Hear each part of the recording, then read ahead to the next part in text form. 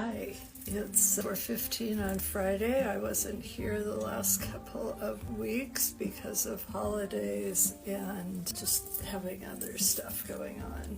But I've wanted to show up, and I'm wearing a really cute cowl. So I have been organizing, making videos, and moving paper this week. So I'm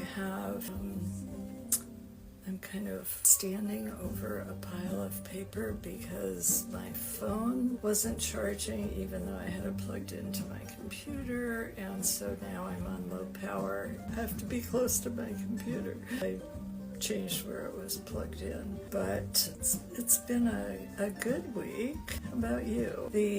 On the knitting front, just plugging away at things. I'm working a project, which I was really excited about, and it's mohair and a superwash fingering, and each one of those yarns poses a little challenge. Plus that I have 300 stitches in a row, so it's been kind of slow going. I passed the halfway point last night, so that's always cool. But so the mohair is like lace weight mohair, so it's just slow going with the fuzz and the lace weight and 300 stitches. And then the superwash on the needle size I needed to use for the mohair was a little sloppy. I'm kind of a loose knitter anyhow, and so I decided I would twist every stitch to just kind of tighten it up. And so again, 300 stitches, twisting every stitch.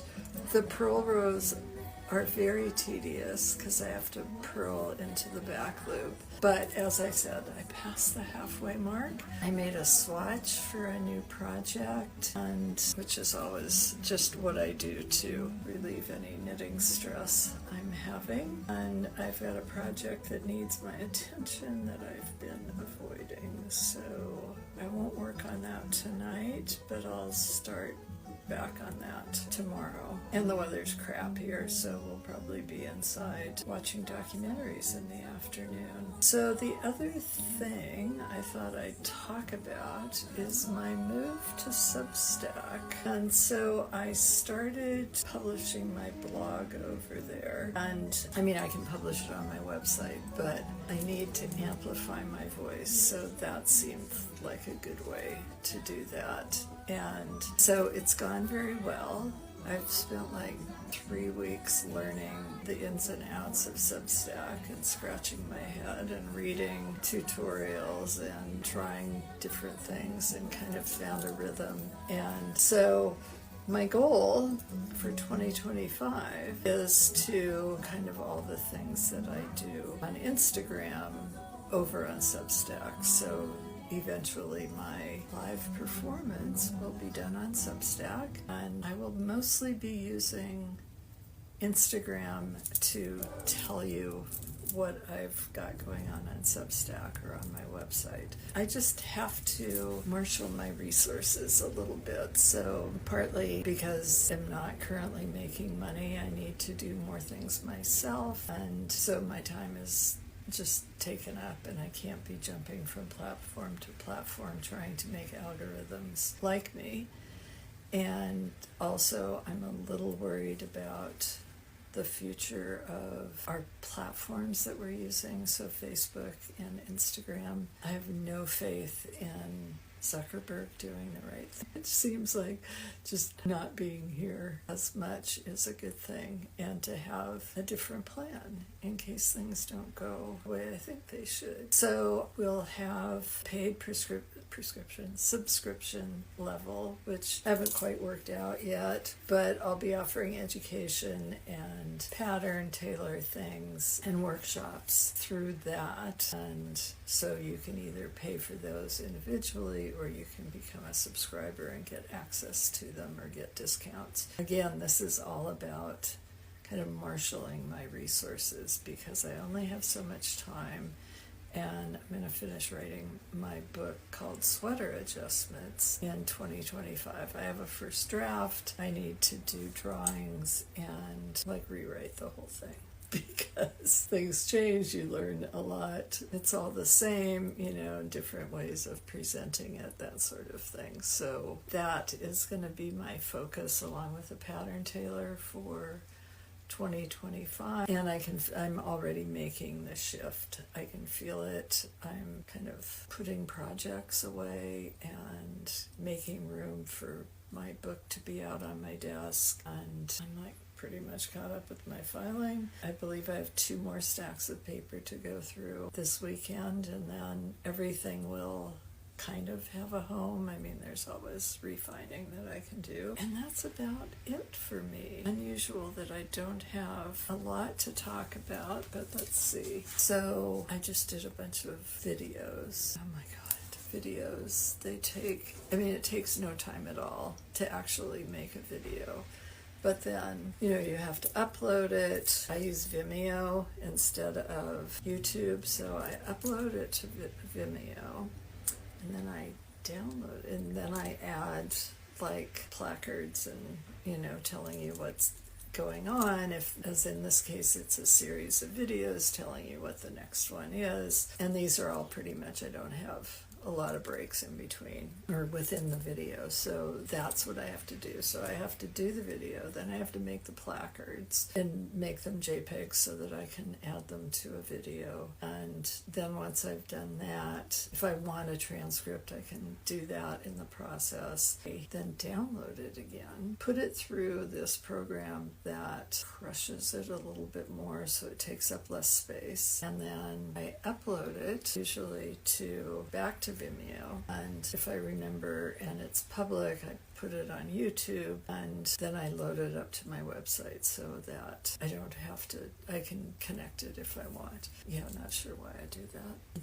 Because sometimes I don't want somebody to jump to Vimeo. I just want to give them a URL that they can go to. So all of that messing around is stuff I'm not really good at, and it makes me cranky. It takes a long time, and I have to keep track of like all the things that I'm doing. And when I upload my video, I have to change the color, which is a preset, but it's not the preset that comes up of the video player. And oh Jesus, it just goes on and on. So I'm hoping to have this video series completed next week.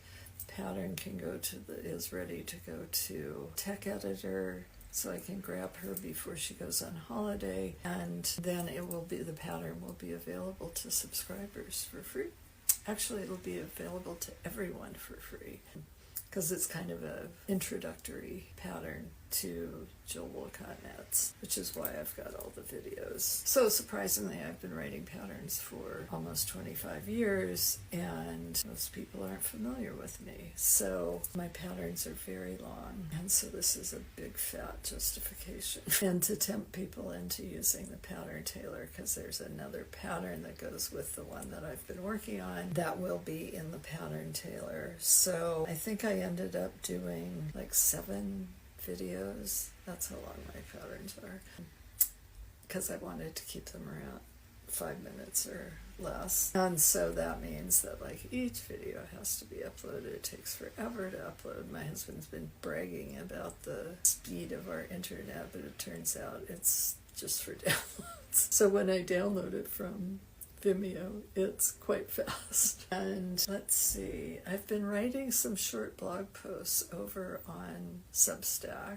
mostly so I can post pictures like I would here on Instagram. And so they're a little wordier than a post here on Instagram, but pithy compared to my more substantive blogs. So the format is going to be that I will do 2 or 3 longer blog posts a week about whatever topics are on my mind. I'm kind of in a series right now, so I've got to finish out that series. And then in a week, it will be just a newsletter of just like telling you where to buy stuff or things that you might be interested in. Another thing that I've set up this week is did a workshop called Plan to Finish for people wanting a little focus, and I'm going to do that once a month in 2025. It's set for the third Wednesday evening, and you can come and knit, or you can come and I will help you figure out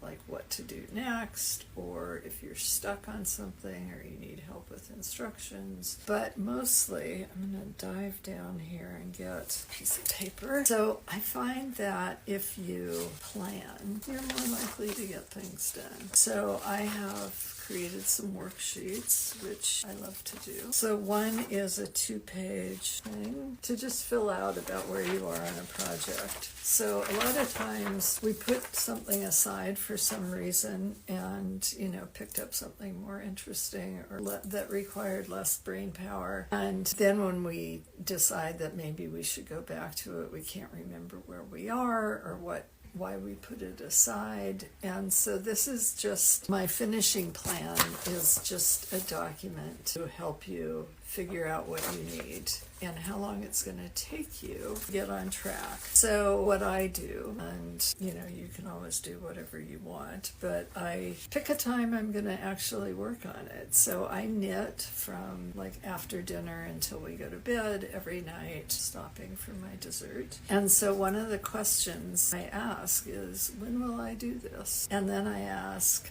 why didn't I finish it already? And those are to help you focus. It's not for judgment of any kind, because you just are where you are. And God knows I've got a million projects that have been put aside for one reason or another.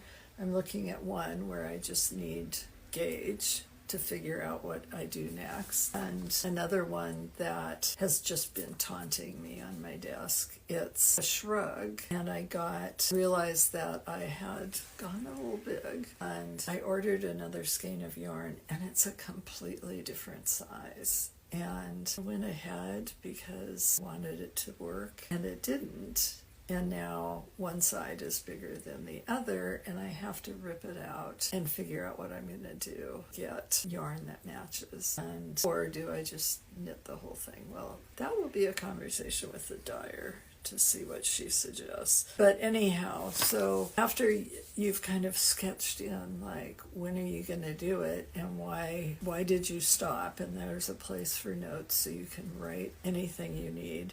And then I say, how are you going to complete this? And for me, it's really helpful to, instead of say, like, I'm going to take gauge, I would write down, so I can finish this swatch. I'm going to take gauge. I'm going to calculate how many stitches I need when I change pattern. I'm going to knit my swatch, and then I'm going to block the swatch and take gauge, block gauge. So that would be like all my steps. So, and then I ask what supplies you might need, because it might be that you just didn't have the right size needle, or do you need buttons because you're going to do a button band, or whatever it may be. It may be that you don't need anything, but always good to know what you need. And then, so you've written down your steps, and then I say, how much time is it going to take to complete each step?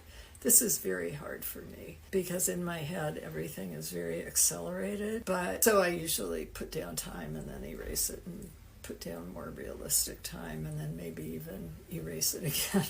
Try again. And then for each step I say, are you going to work on it? And this is where you put it on your calendar. So we'll figure out, I know how much knitting I can get done every night, approximately. So I will figure out, based on the time it's going to take me to do those things, like figuring out gauge for something and writing the next step of a pattern. That's something I do during the day, so I can get rid of that. It won't take any of my knitting time, but I have to do that before I can pick that project up and finish it. So then it will probably take me, an hour and a half to finish it. And oh my God, if you knew how long it had been sitting there, you would shake your head. So I can do that, and that will help me sort out what projects I want to work on. And so then this is a list. And because I get in like 12 to 15 hours of knitting a week, and in a month, or I have here period of action. So what project, when are you going to start working on it, and what's the estimated time to finish the whole thing? And, I might, like on that swatch project, I might make that 2 separate projects, because one happens in my office and one happens on the couch where I knit. So have tools like that. If that interests you, get those at the workshop. I record them so that if we talk about something, you've got a record of what I said, what you said, what you need to do, and you'll get stuff done. So, or you can just come and work on a project. That sometimes is like all you really need is to just have some focus time, or you can come and fill out your forms. They're fillable forms, so you can do them on your device. You don't have to print them out. I'm so old, I'm a paper person, and I love the act of writing. So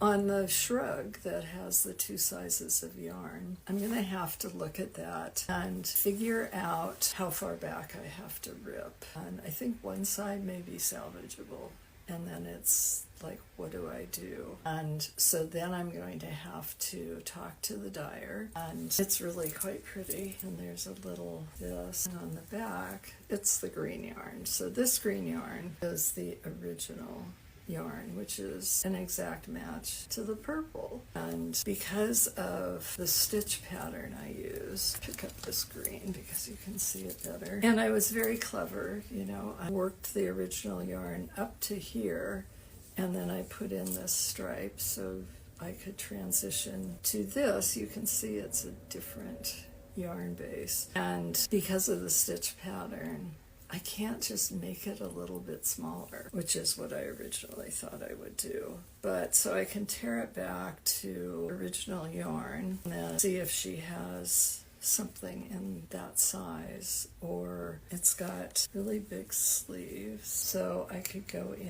and make them smaller, but then I'd have to knit both. But then I've got some yarn of the original. I hate things like that, but I love the yarn, love the dyer, and I'm not really quite ready to give it up, but I need to sit down and write down all those things I just said out loud so that I can figure out what to do. And I probably need to send a swatch of, or a snip of the yarn to dyer and just say, what do you have that I could use? Because I could take out the green here and put in a different color.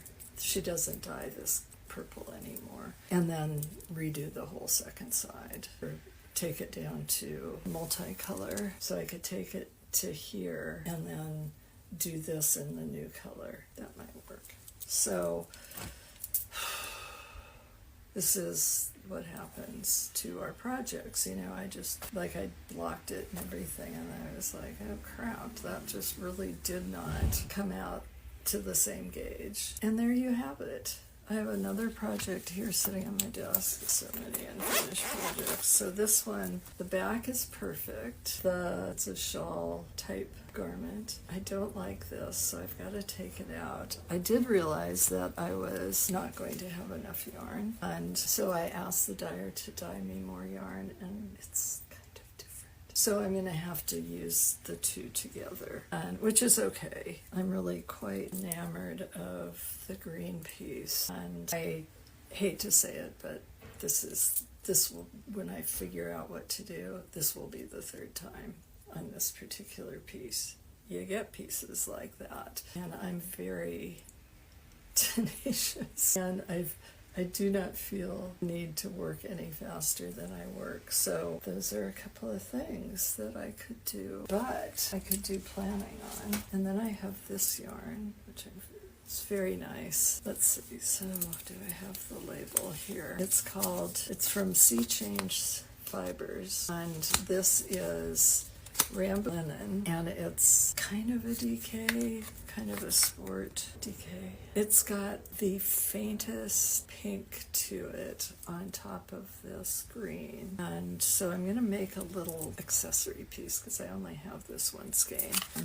See, this is the problem. I go to things, fiber things, and I just want to try a designer's yarn or a dyer's yarn, and I don't want to take it for free, so I buy one skein. Oh, this gets me into trouble. So that may be a quick piece that I do after Christmas. I always knit the week between Christmas and New Year's, just whatever I feel like working on, with no intention of ever writing the pattern. Of course, I always end up doing something, but that's my intention, is to just have some fun. And this morning I woke up very early and had found a couple of skeins of beautiful bulky yarn. I don't usually do bulky yarn. This was from a dyer friend who's retired, and the yarn is not available anymore. I have almost 2 full skeins, and I've been thinking about what I could do because the colors are really pretty, and of course they're green and teal, my favorite 2 colors, but it's kind of scratchy, and so it's not something you can wear next to your skin.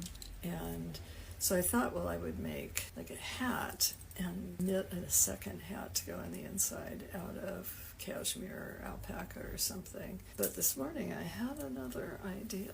And because it's 2 colors, I really want to stranded knitting, even though I loathe it's always good to test myself once in a while. And because part of what I want is I want the double layer of yarn to be a really warm weather piece. But I had this awesome idea this morning on how to not have to knit a second hat and be able to use the alpaca where it would be next to your skin, and then the Rambouillet, which is, I think it's Rambouillet, maybe it's something else. It must be something else, which is scratchy, to be like where you would put it over your jacket so it wouldn't bother you, and you'd have something here that was alpaca.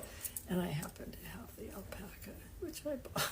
But I bought 2 skeins. I've made a cowl, and I still have enough, I think, to do what I want to do. So anyhow, that's what it's always like here at Jill Wolcott Knits. Lots of ideas. I did write that idea down and make some notes so that I can just do it when I feel like I have the time, but I might do it in my free knitting week just because it'll be different. And I loathe stranded knitting because I cannot manage more than 1 skein at a time. So that's where like something like this, where I need to blend the yarn, it's really hard for me. And if you know anyone who's a sample knitter, just tell them to get in touch with me, because I've been without a sample knitter for a couple of years and finished up my other expensive projects. So I'm ready to get back in to having sample knitters. Anyhow, it's 4:47. I can hear Mitch downstairs getting ready for the music hour. I need to go check on when we can pick up our pizza, and because that's what we're having for dinner tonight. And I hope you have a wonderful weekend. Happy knitting.